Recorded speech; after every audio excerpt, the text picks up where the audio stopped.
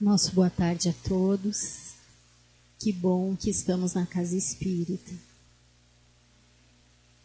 Nesse momento em que a terra e o céu, através da presença dos nossos queridos desencarnados aqui e dos benfeitores amigos que nos sustentam, nos encontramos e conseguimos colocar na saudade aquele bálsamo, quem sabe aquele curativo que vai aplacar um pouquinho esse sentimento.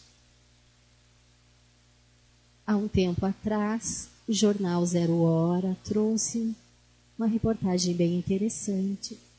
E na reportagem havia a situação de uma senhora, Dona Marilene Rigo, residente em Erechim, que conta que aos 15 anos o saudável Luciano, seu filho, começou a apresentar sintomas de uma doença grave, um tumor muito invasivo, que causou dores intensas, paralisia facial e várias situações complicadas, e eles tiveram que, em busca de tratamento, de recursos, tanto os recursos convencionais indicados, quanto outros complementares que a família foi buscar para a situação, conviver com o momento de ter que viajar, se ausentar do lar, buscar algum lugar para ficar enquanto faziam esses tratamentos.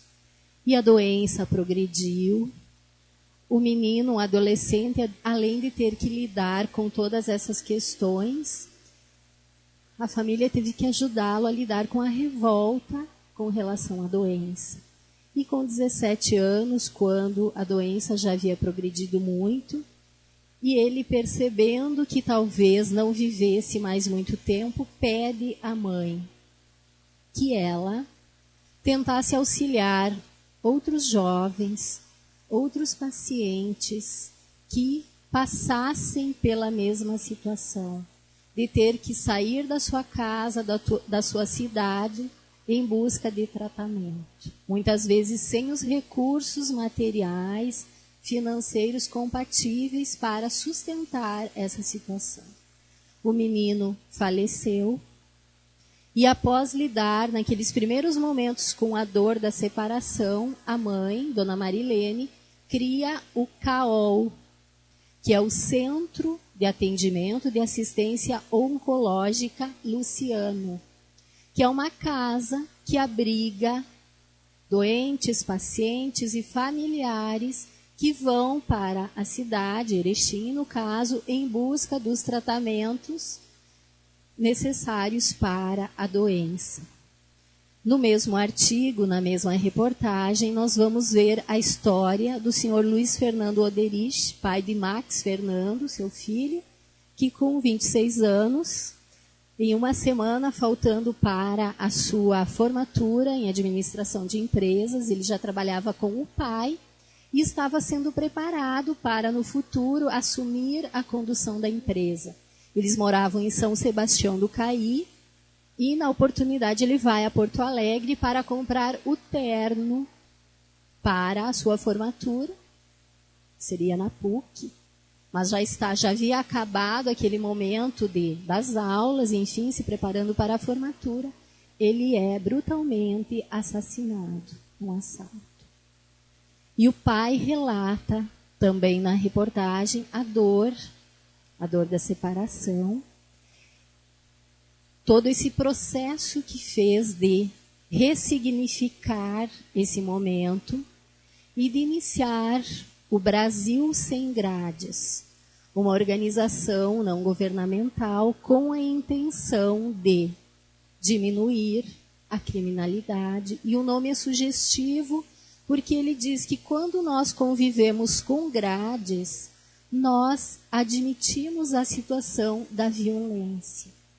E a intenção da ONG é que haja um Brasil sem grades, em que a criminalidade não aconteça mais.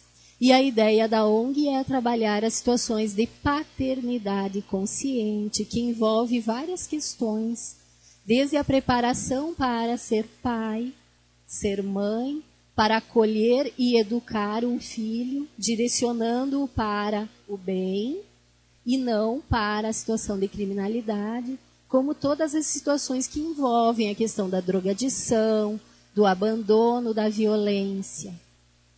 O trabalho também em presídios, na reeducação daquelas pessoas que estão lá reclusas por crimes.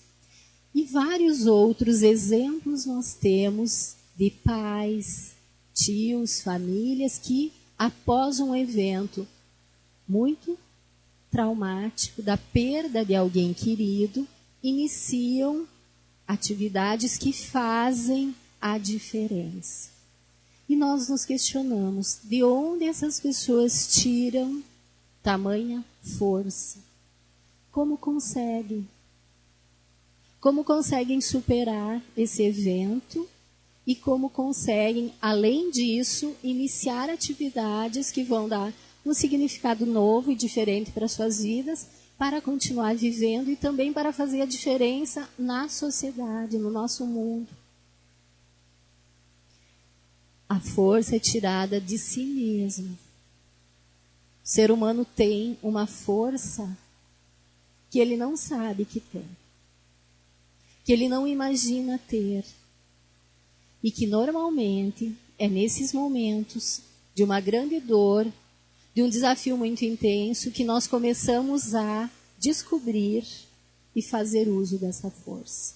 A doutrina espírita, com os seus postulados, nos mostra que nós nunca estamos sós. Que há uma assistência, uma presença espiritual constante na nossa vida. Muitas vezes muito discreta, outras vezes mais perceptível, mais intensa, que nos estimula a desenvolver essa força que nós temos. Essa capacidade de dar a volta por cima nessas situações de dificuldades e de superação e de deixar exemplo positivo para os outros, para pessoas que também passam por situações semelhantes e para outras pessoas que às vezes têm uma vida tão calma, tão tranquila, sem grandes problemas, sem grandes preocupações, mas que passam muitas vezes pela situação do vazio existencial, de não ter ainda encontrado um objetivo, uma razão para viver, e às vezes estão naquele tédio da vida. Esses espíritos nos sustentam, nos incentivam, nos amparam, mas continuam discretos para que o mérito seja de cada um, daquele que se esforça, daquele que busca a superação. Trabalhar o luto é muito importante. O luto é um conjunto de reações emocionais, principalmente, relativas a uma perda significativa na vida, que pode ser a perda pela morte, pelo falecimento de alguém, mas outras perdas materiais, perdas afetivas, perdas emocionais. Esse luto é parte integrante de um processo de amadurecimento psicológico e emocional. E com esse conceito que é do nosso dicionário, que é dos tratados da psicologia, daquelas ciências que estudam o comportamento humano, nós começamos a pensar sobre os objetivos da providência, Deus, em nos permitir passar por essas situações que nos desacomodam, que nos desafiam, que nos fazem muitas vezes questionar, inclusive, a existência dele e Deus. A dor é normal após um episódio de perda. A dor é esperada. num episódio de luto. E ela faz parte desse processo de superação. A tristeza, ela é natural e é esperada. Aquelas pessoas que não passam por essa situação, por esses momentos, que é de duração variável e depende de cada um, elas estão num processo de negação e não estão fazendo adequadamente esse processo de luto. Numa outra reportagem, também do jornal Zero Hora, do caderno Vida, no início desse ano, em fevereiro, nós vamos ver parte de uma reportagem sobre inevitável tristeza, que era o título, que falava sobre essas questões do luto, do enfrentamento da perda de alguém querido ante a morte. Uma psicóloga vai nos dizer que sentir tristeza nesses momentos é curativo. Faz parte desse processo de cura e de superação. É importante deixá-la acontecer para que também aconteça o processo de luto, necessário para a cura da dor. Muitas vezes, ao contato com os postulados da doutrina espírita, nós, quando enfrentamos um processo de desencarnação de alguém muito querido, muito próximo, muitas vezes de uma forma inesperada, nós começamos a nos culpar por sentir tristeza, por sentir saudade, por chorar, por sentir a falta. Quando é algo absolutamente natural e esperado. Nós não choramos muitas vezes de saudade de alguém querido que foi morar em algum lugar distante, que nós não conseguimos estar próximos todos os dias. E embora a tecnologia hoje nos permita conversar como se estivéssemos próximos, vendo a pessoa muitas vezes, mas não é a mesma coisa do que estar junto. E nós sentimos saudade. Como não sentir saudade de alguém que desencarnou? Onde havia o amor, o sentimento, o afeto envolvido. É natural. Então não devemos nos culpar. Nós vamos chorar, vamos sentir, mas nós precisamos fazer um processo que hoje nós vamos, com algumas reflexões, que a psicologia nos orienta e também a doutrina espírita, ter mais recursos para trabalhar isso. E essa psicóloga vai nos dizer que quando perdemos a capacidade de sentir tristeza, é que isso sinaliza que algo estranho, problemático está acontecendo. Quem não sente tristeza, quem não sente afeto, são as pessoas que têm problemas sérios na questão emocional e psicológica. O problema é quando a pessoa não consegue, após esse tempo que é variado, sair desse estado de dor. E aí na reportagem nós vamos ver várias sugestões de como trabalhar esse processo de luto. Se você não trabalhar esse processo de luto, e a medicina fala disso, você pode criar problemas, muitas vezes orgânicos, psicossomáticos, porque você não fez esse processo adequadamente.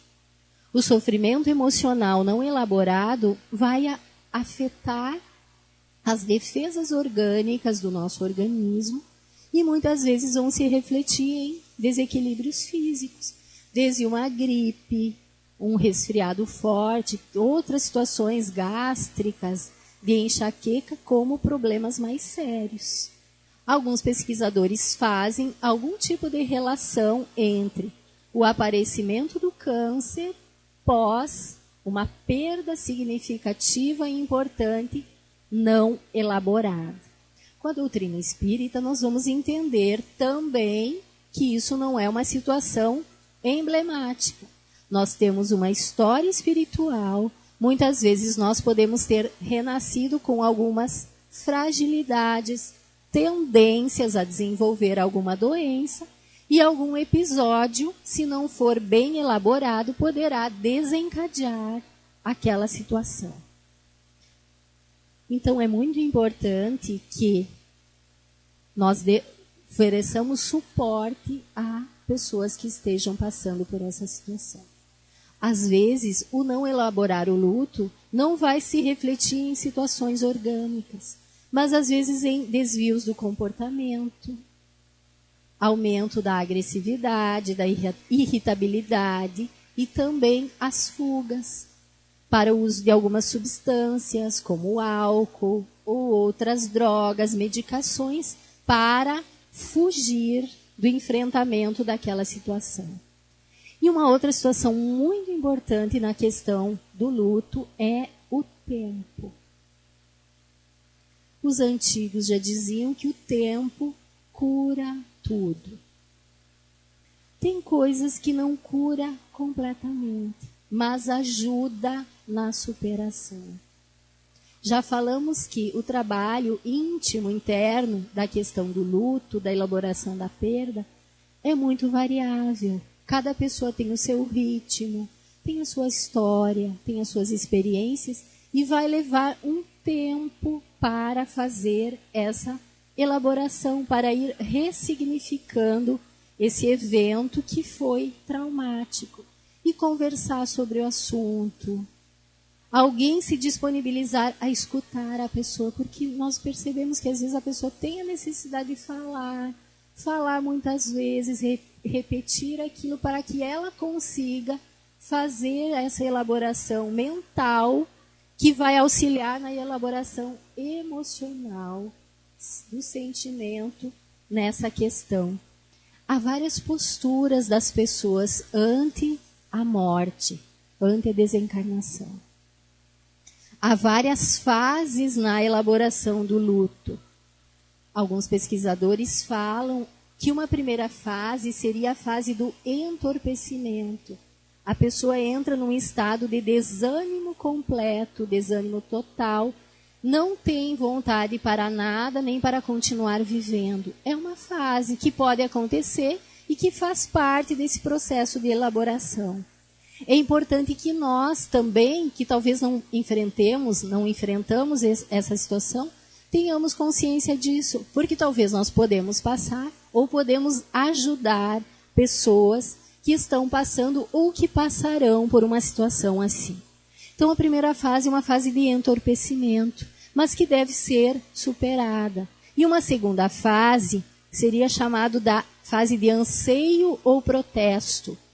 A fase da rebeldia, da revolta, em que a gente não aceita aquela situação, muitas vezes revolta-se, inclusive, contra Deus, contra as leis da vida, que nos encaminharam uma situação assim. Depois dessa, uma fase de desespero, muitas vezes com momentos de apatia, de depressão, o afastamento muitas vezes das pessoas, das atividades, uma inconformação. E às vezes a pessoa vai transitar de um estado de revolta para um estado de apatia e fica naquele estado. Mas o mais importante é a quarta fase, que é a fase da recuperação e da restituição, que seria aquela fase em que a pessoa já fez aquelas elaborações e começa a encontrar um ânimo novo para a vida.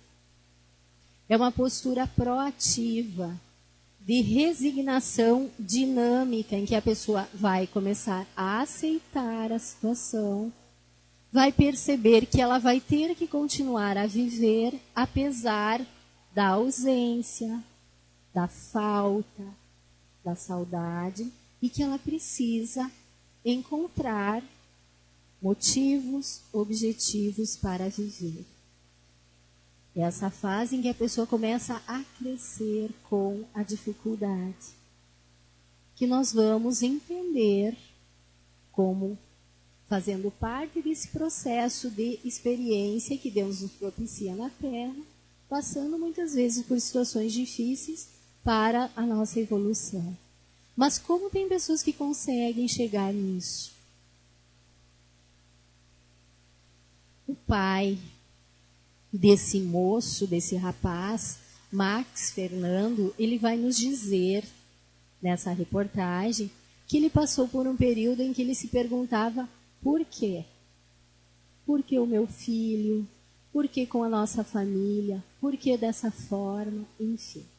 E ele relata que ele foi buscar apoio na religiosidade, que é algo muito importante, que nos dá o suporte, que nos dá respostas, que nos traz o amparo, que nos fortalece a ideia da imortalidade, da continuidade da vida, porque senão a vida não tem sentido. E que no momento em que ele conseguiu, então, começar a encontrar esse apoio que a religiosidade, que a espiritualidade dá, ele começou a mudar a pergunta. Não mais perguntando-se por quê, mas começando a se perguntar para quê. Para que vai servir a morte do meu filho? Ele teve que aceitar a situação que o filho havia partido antes dele, que é uma situação de dificuldade para nós, porque na nossa conceituação de vida, somos nós, os mais velhos, que vamos primeiro. Mas em algumas situações, essas leis que nós estabelecemos, que não são as leis divinas, vão se alterar. Em algumas situações, são os pais que vão ter que se despedir dos filhos. E aí ele começou a perguntar-se para quê? Para que vai servir a morte do Max? E então que ele começa o trabalho. E ele diz que, ao começar o Brasil Sem Grades, ele sentiu uma maneira diferente de chorar.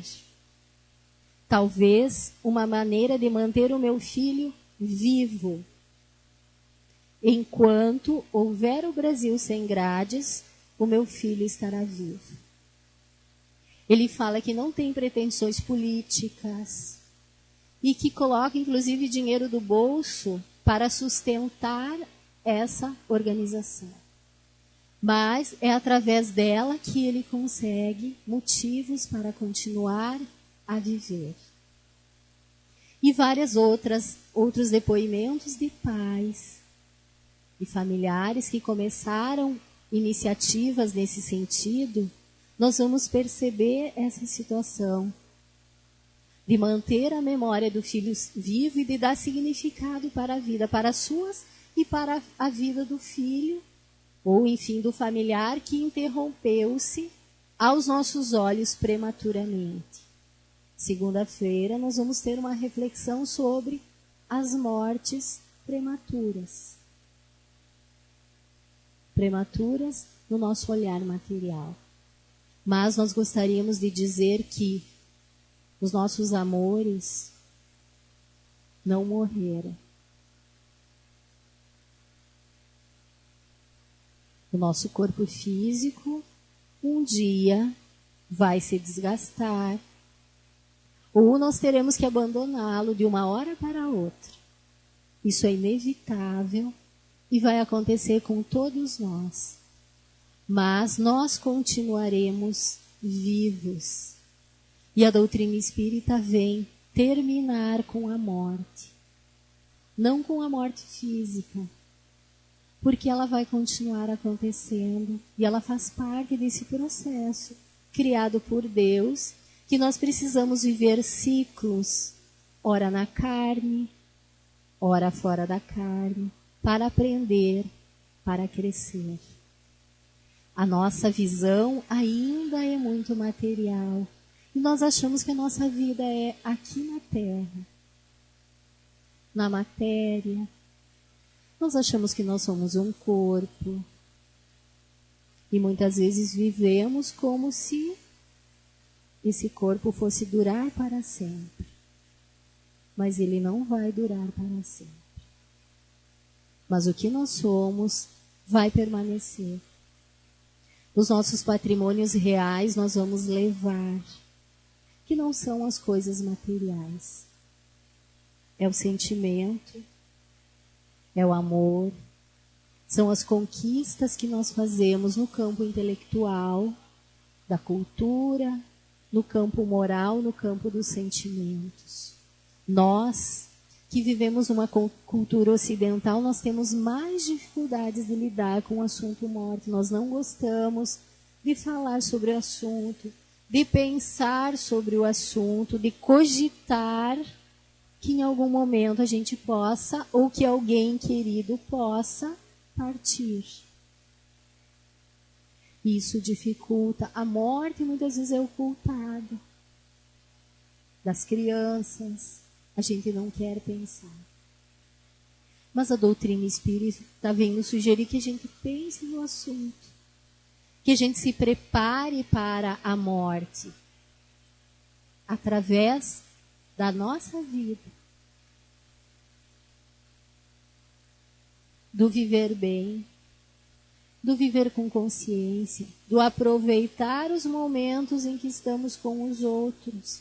Convivendo juntos. Porque muitas vezes a nossa dor com a separação de alguém querido é aumentada por aquilo que nós deixamos de fazer. E aí nós nos arrependemos. Por que eu não disse tal coisa? Por que eu não falei que amava? Por que eu não fiz isso? Por que aquilo? E não aproveitamos os momentos que nós tínhamos.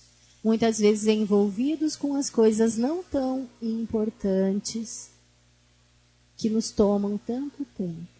Não é que nós tenhamos que deixar de viver e de atender aos compromissos. Não é isso. Cada um tem compromissos e nós precisamos atender os compromissos profissionais, sociais, familiares, com a religiosidade. Cada um tem os seus, tem o seu planejamento. E tem o seu planejamento para o momento do retorno também. Mas muitas vezes, chegando aqui, nós esquecemos e nos desviamos. E nesses momentos que são difíceis, muitas vezes, nós nos arrependemos do que não fizemos, do que deixamos de fazer. Então, trabalhar esse luto. Pensar sobre o assunto é importante. E não podemos nos esquecer, quando alguém parte, dos que ficaram. Se nós estamos na Terra ainda e temos outras ligações afetivas, nós precisamos cuidar delas também. Porque elas fazem parte desse nosso processo de aprendizado, de fortalecimento de laços, de reparação. Muitas vezes o nosso desejo, e a natural, seria de retornar já para o mundo espiritual, para nos reencontrarmos com aquele que partiu. Mas isso vai acontecer. Mas se nós estamos aqui ainda encarnados, é porque nós temos coisas para fazer. Coisas importantes para fazer. E nós não devemos desejar e nem antecipar a nossa morte. Porque isso vai nos separar daquele que nós queremos encontrar. Agora, as nossas atitudes no bem, que não precisam ser grandes atitudes, porque esses exemplos nos tocam, nos chamam a atenção, porque são coisas grandiosas que fazem a diferença, mas pequenas atitudes fazem toda a diferença.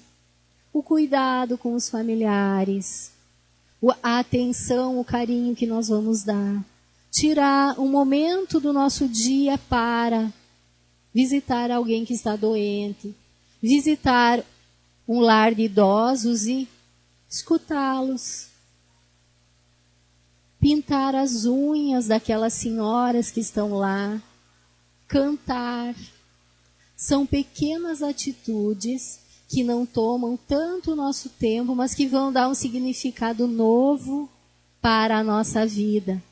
Nós precisamos transformar a nossa saudade em caridade. Quando a gente vê aquelas mensagens que vários jovens e crianças mandavam através do Chico Xavier, já agora de retorno à pátria espiritual, e que uma das suas tarefas, quando encarnado, era essa, a de trazer o consolo e a certeza da imortalidade. Aqueles desencarnados diziam: papai, mamãe, o nosso ponto de encontro é a caridade. Aquele dinheiro que talvez você gasta com as rosas que leva lá no túmulo pode se transformar em bens através do pão que você vai doar a alguma criança que passa fome. Transformar a saudade em caridade. Tentar fazer o bem onde nós estivermos. Esse é o nosso ponto de encontro. Nós falamos que a doutrina espírita nos dá a certeza do reencontro. Não foi a doutrina espírita que criou esses conceitos. Nós temos essas vivências. Nós não vamos nos reencontrar com os nossos entes queridos somente depois que nós também desencarnarmos. Ou numa próxima reencarnação. O reencontro é antes disso. Os nossos entes queridos, embora a gente não perceba mais a presença física, porque não estão mais no corpo, eles estão conosco. Vêm nos visitar, nos encorajam, muitas vezes fazem-se sentir a sua presença por algum sinal, mais ou menos ostensivo. No momento em que nós estamos dormindo, nosso corpo físico repousa e nós, espíritos que somos também, da mesma natureza, com o mesmo corpo espiritual que ele se mantém agora, a diferença é que o nosso ainda se encontra ligado ao corpo físico, mas que é possível, nesses momentos, afastar-se com o nosso perispírito e ir reencontrá-los, visitá-los no mundo espiritual. Ou eles vêm e nós nos reencontramos aqui no mundo físico. Conversamos, nos abraçamos, eles nos incentivam e após o momento em que acordamos, algumas vezes vamos lembrar. Vamos ter a sensação nítida do encontro. Outras vezes, não vamos lembrar. Mas se não lembramos, não vamos pensar que não aconteceu. Em algumas situações, os benfeitores amigos se utilizam de recursos magnéticos, fluídicos, para que não lembremos, a fim de que não aumente a nossa vontade de retornar precocemente ao mundo espiritual, por esse momento do reencontro. Mas todos nós vamos nos reencontrar um dia. Não vamos nos debruçar sobre os túmulos que estão vazios. Allan Kardec dedica um capítulo para o dia de hoje, no Livro dos Espíritos. Comemoração dos mortos funerais. E ele vai perguntar, lá na questão 323, a visita ao túmulo dá mais satisfação ao espírito do que uma prece feita em sua intenção? E os imortais nos respondem, a visita ao túmulo é um modo de manifestar que se pensa no espírito, naquele que desencarnou. Mas a prece, que santifica o ato de pensar, de lembrar, pouco importa o lugar, se ela é ditada pelo coração, é que vai ser esse ponto de encontro com o nosso ente querido. Podemos ir ao cemitério, se quisermos, para limpar o túmulo, mas vamos lembrar que o nosso ente querido não está lá.